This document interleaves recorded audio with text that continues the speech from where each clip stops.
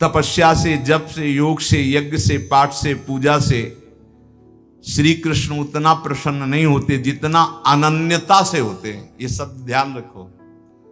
अनन्यता, जो मीरा जी कह रहे, मेरे तो गिरधर गोपाल दूसरो न कोई, जाके सिर मोर मुकुट मेरो पति सोई। ये अनन्यता, अनन्यता से प्रभु बहुत प्रसन्न होते हैं। इसीलिए ध्रुवदास जी ने प्रियाजू की अनन्यता के लिए कहा है कि यद्यपि भक्त अनन्य जो विषय इंद्रियन बस होए, कर्मठ कोटि जितेंद्रियन ते समलह न कोई। जो प्रियाजू का अनन्य हो गया, यद्यपि वो जितेंद्री नहीं है, पर वो करोड़ों जितेंद्रिय, करोड़ों कर्मकांडी से भी बढ़कर है, क्योंकि उसने प्रियाजू की अनन्यता ले ली। हमारे माई श्यामाजू को राज अंदर से, यही अनन्यता उसको निर्विकार करके प्रेम भक्ति में डुबो देगी। प्रेम भक्ति के बिना संसार का आकर्षण नष्ट नहीं होता। श्री कृष्ण जब कृपा करते हैं तो किसी को सखा बना लेते हैं, किसी को अपनी प्यारी गोपी बना लेते हैं, अपनी नित्य लीला में सम्मिलित कर देते हैं, किसी को सखी बना लेते हैं। पुरुषार्थ से कोई भगवान की लीला में प्रवेश नहीं कर सकता, अभिमान से कोई भगवान को प्राप्त नहीं कर सकता। जो अनन्य हो गया वो दीन हो गया, जो निराश्रित हो गया वो आश्रित हो गया।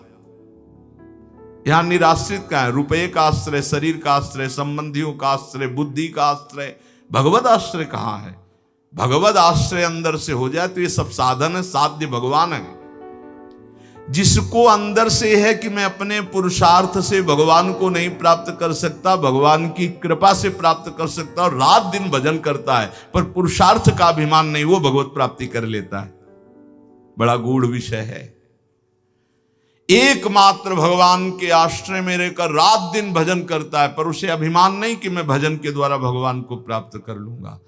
उसको अंदर विश्वास है कि भगवान की कृपा से हमें भगवत प्राप्ति होगी, और खूब रात दिन भजन करता है, खूब लीला गायन, लीला चिंतन करता है।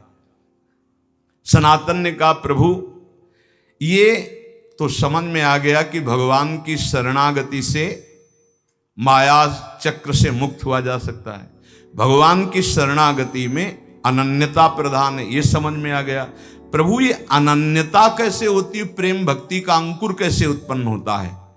तो प्रभु ने कहा, सनातन ये अनन्यता प्राप्त करने का एकमात्र उपाय है भगवत प्रेमी महात्मा का आश्रय। जैसे परमहंस शिरोमणि जड़ भरत जी ने राजा रहुगण से कहा, जब रहुगण को उपदेश किया तो उन्होंने कहा ये भागवत धर्म, ये ब्रह्मबोध कैसे प्राप्त होगा, उपाय क्या है? तो कहा, रहुगणै तत्तपसा नयाति न चेद्यया निरूपणात् गृहाद्वा न छंदसा नैव जलाग्नि सूर्यैर् विना महत्पाद रजोभिषेकम। जड़ भरत जी ने कहा, रहुगण ये जो हम तुम्हें उपदेश कर रहे हैं ये तपस्या से नहीं प्राप्त होता, यज्ञ करने से नहीं, दान करने से नहीं, घर द्वार छोड़ने से नहीं, वेदों के पाठ से नहीं, जल अग्नि या सूर्य के सेवन से नहीं। इसकी प्राप्ति का एकमात्र उपाय है भगवत प्राप्त, भगवत प्रेमी महात्मा की चरण रज का सेवन। चरण रज का सेवन होता है उनकी आज्ञा में रहना। एकमात्र ये उपाय है प्रभु के अनन्य होने का और प्रभु की प्रेम लक्षणा भक्ति का अंकुरण हृदय में होने का। बिना भगवत प्रेमी महात्मा के भगवत प्रेम प्रकट हो ही नहीं सकता। रेमन रसकन संग बिन रंच न उपजय प्रेम। अगर कोई भगवत प्रेमी महात्मा का आश्रय छोड़ दे तो जैसे कोई मगरमच्छ भरे हुए समुद्र में तैरना ना आता हो कूद पड़े, अगर तैरना भी आता है तो वो लील जाएंगे मगरमच्छ, ऐसे ही। हे सनातन, नैषां मतिस्तावदुरुक्रमांघ्रिं स्पृशत्यनर्थापगमो यदर्थः महीयसां पादरजोभिषेकं निष्किंचनानाम न वृणीत यावत्। जैसे प्रहलाद जी ने हिरण्यकश्यप से कहा कि जब तक भगवत प्रेमी महात्माओं की चरण रज में स्नान नहीं होता तब तक जैसी मेरी मति भगवान में लगी ऐसी किसी की नहीं लग सकती। भगवत प्रेमी महात्माओं की चरण रज में, क्योंकि भगवत भक्तों की चरण धूलि में ऐसी सामर्थ्य है, उनकी आज्ञा पालन में ऐसी सामर्थ्य है कि समस्त विकारों का, अहम का नाश करके दैन्य भाव प्रकाश, दैन्य से ही भगवान रीझते हैं।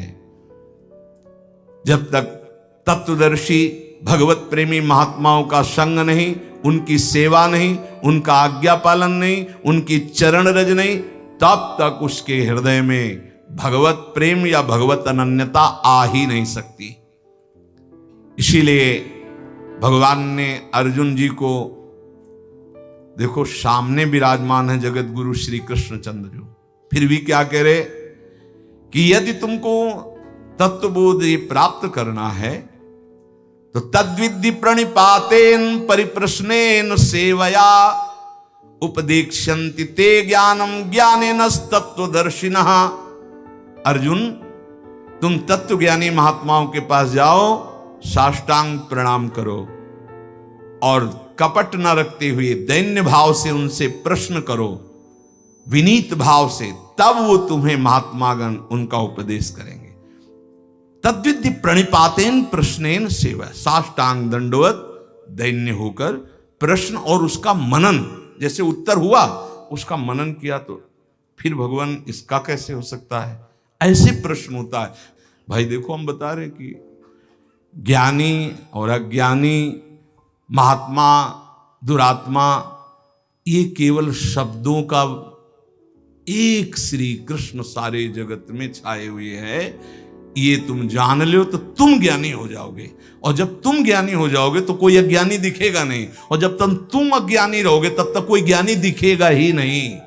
पापी को सब पापी नजर आते हैं, राम भक्त को सब राम नजर आते हैं, श्याम भक्त को सब श्याम नजर आते हैं, काम भक्त को सब कामी नजर आते हैं, ज्ञानी को सब ज्ञानी नजर आते हैं, अज्ञानी को सब अज्ञानी। दृष्टि जैसी वैसी सृष्टि, जाकी रही भावना जैसी, प्रभु मूर्ति देखी तिन तैसी। जो तत्वदर्शी महात्मा है उनके सामने जाकर प्रणिपातेन च प्रश्नया। एक बार महाराज विदेहराज जनक जी ने जब नौ योगेश्वरों से प्रश्न किया कर्म के विषय में, बोले यही प्रश्न हमने सनकादि से किया था, पर वो मौन रहे, उत्तर क्यों नहीं दिया? तो उनका इसलिए नहीं दिया कि आप उस समय अनाधिकारी थे। उस समय आप अनाधिकारी थे इसलिए वो मौन थे। मौन का मतलब अज्ञान नहीं है कि वो उत्तर देने की सामर्थ्य नहीं, आप अधिकारी नहीं इसलिए चुप है।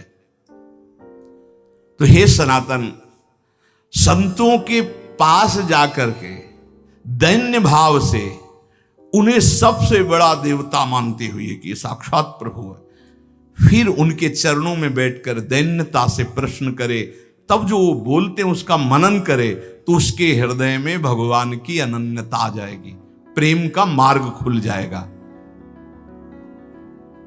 बहुत बातों में क्या तुम्हें सार बात बताता हूं कि प्राणी मात्र का परम पुरुषार्थ है भगवत प्रेमी महात्मा के संग से श्री कृष्ण के नाम रूप लीला धाम में रंग जाना। परम आराध्य प्रभु वृंदावन चंद्र ये पुरुषार्थ को नहीं देखते हैं, ये अपने आश्रय और अनन्यता को देखते हैं। ये बड़ी तसल्ली वाली बात है। ये पुरुषार्थ नहीं देखते तुम कितने बड़े तपस्वी हो, कितने, ये मेरा है बस। अवगुण करे समुद्र सम प्रियाजू का स्वभाव, गणत ना अपनो जा, ये मेरा है। अनन्य भाव जो संसार के संबंधों से आंतरिक मुख मोड़कर पतित पावन प्रभु की आराधना करता है, वो इस संसार समुद्र से मुक्त हो जाता है। सर्व शास्त्रों को मथ करके ये तुम्हें सार बात बता रहे हैं। क्या? आराध्यो भगवान ब्रजेस्तनयस्तद्धाम वृंदावनम रम्या काचिदुपासना ब्रजवधूर वर्गेण या कल्पिता। श्रीमद्भागवतम प्रमाणममलम प्रेमा पुमार्थो महान श्री चैतन्य महाप्रभुर मतमिदम तत्राग्रहो नापरः। महाप्रभु चैतन्य देव कहते समस्त शास्त्रों का, समस्त संतों का सार मत हम तुम्हें बता रहे हैं। वृंदावन का आश्रय, वृंदावन बिहारी का आश्रय, निरंतर उनका नाम जप, ये भगवत प्रेमी महात्माओं के संग से होता है। महात्माओं का संग और भगवत आराधना ये निश्चित भगवत प्राप्ति करा देती है। सनातन जी ने महाप्रभु के चरणों में मस्तक रखा। महाप्रभु ने हाथ फिराते हुए कहा, कुछ समय तक हमारे पास रहो और इसके बाद जहां भक्ति मूर्तिमान होकर नृत्य करती वृंदावन चले जाओ और आजीवन वहां वास करो। भिक्षावृत्ति से ब्रजवासियों की टूक पाओ और वृंदावन। तो 2 महीने महाप्रभु के पास काशी में रहे। इसके बाद वृंदावन आकर के जो ब्रज में अद्भुत भजन किया रूप जी ने, सनातन जी ने, तो प्रसिद्ध है भक्तमाल में पावन चरित्र उनका। पूज्य श्री रघुनाथ दास जी गोस्वामी जी, ये इनकी बाल्यावस्था थी। कितना स्वच्छ हृदय होता है भगवत प्रेमी महात्मा का, बाल्यावस्था में भी। ये बाल्यावस्था में ही नाम प्रेमी थे। बाल्यावस्था बहुत बड़े घराने के थे श्री पूज्य रघुनाथ दास गोस्वामी जी। काम, क्रोध, लोभ तो इनको छू ही नहीं गया था। वैसे पहले देखा हमने गांव में कि 15-16 वर्ष तक तो बच्चे एकदम निर्विकार, निर्मल। ये मोबाइल भगवान जब से पधारे हैं सबके कर कमल में, तब से बड़ी बुरी दशा होती चली जा रही नवीन बच्चों की। वो जो मन आवे सो देखते हैं, जो देखते हैं वही मनन करते हैं, वही आचरण में उतारते हैं। इसीलिए बहुत बुरी तरह जो हमारे जीवन की उन्नति की नींव है वो नष्ट होती चली जा रही। नए बच्चों में 12, 13, 14 वर्ष की अवस्था के बच्चों को सांसारिकता का संपूर्ण ज्ञान, ये है आज के बौद्धिक स्तर की भूमिका। जबकि उनको पढ़ाई में, उनको संयम में, उनको सदाचार में ढलना चाहिए तो उल्टी रीति में ढल रहे हैं। इसीलिए बहुत संकट में हमारी आगे पीढ़ी है। अगर संभली नहीं ना तो बहुत संकटपूर्ण। नए नए 18, 20 वर्ष के बच्चे ड्रग्स का इंजेक्शन लगा रहे हैं। सोचो उनकी क्या जीवन रह गया। अब उसके बिना जी नहीं सकते। और ना वो माता पिता से बताते हैं ना कोई, और वो इतनी बुरी स्थिति को प्राप्त, अब उनको चाहिए, उसके लिए वो कुछ भी करने को तैयार है।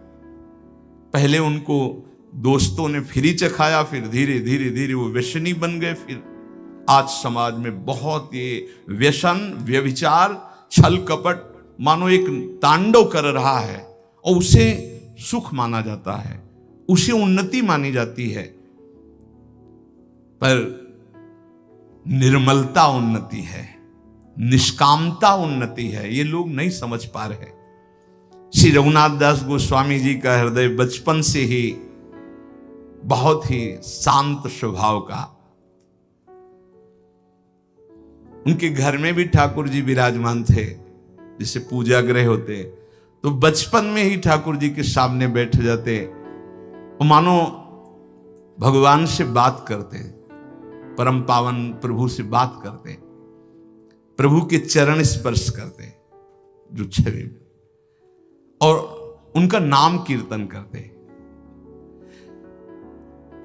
ये होता है। पूर्व का कोई ऐसा भजन होता है जो बचपन में अपना रंग दिखाता है, जो भगवान कहते हैं जैसे मेरा भक्त है नामे भक्ता प्रणश्यति, एक जन्म में भगवत प्राप्ति वाली बात नहीं बन पाई तो फिर अगला जन्म महाभागवत का देते हैं। वो ऐसा जन्म देते हैं बचपन से भगवान का भजन, भगवान का मार्ग का अनुसरण, ये महाभागवत है श्री पूज्य रघुनाथ दास गोस्वामी जी। अभी तक इनके हृदय में किसी भी बात का आकर्षण नहीं था। जिसके हृदय में किसी बात का आकर्षण नहीं होता, उनको आकर्षण करने के लिए माया नहीं, भगवान के प्रेमी महात्मा जन पधारते हैं। ऐसा ही होता है। इनके पिता हिरण्य मजूमदार और उनके भाई गोवर्धन मजूमदार, ये राजा महाराजा की तरह थे, ऐसा वैभव इनका था। बड़े जमींदार थे और बहुत ही बादशाह की तरफ से इनको सुविधाएं मिली हुई थी, स्वयं राजा महाराजा की तरह थे। अगर गंगा जी भी आचमन करने जाना है रघुनाथ दास गोस्वामी जी को, तो 4 बेतधारी और पालकी पे बैठकर, बालक हैं 4 बेतधारी इधर उधर चल रहे, पालकी से उतरे, गंगा जी का आचमन किया, पालकी में बैठे, घर आए। ऐसा 20 लाख रुपए उस समय आमदनी थी, 20 लाख रुपए की। 12 लाख रुपए बादशाह देता था क्योंकि मजूमदार थे। लाखों रुपए की जिसकी आमदनी उस समय, उसके क्या ठाट बाट होंगे। आज के करोड़ रुपए और उस समय के 20 लाख रुपए शायद, या और करोड़ से भी ऊपर हो सकते। इतने धनी होने पर उनके दोनों जो पिता थे, मतलब पिता और पिता के भाई, बड़े ही धर्मात्मा प्रकृति के थे। महाप्रभु चैतन्य देव जी तो जान रहे ना कि मेरा एक निज पार्षद कहां पल रहा है।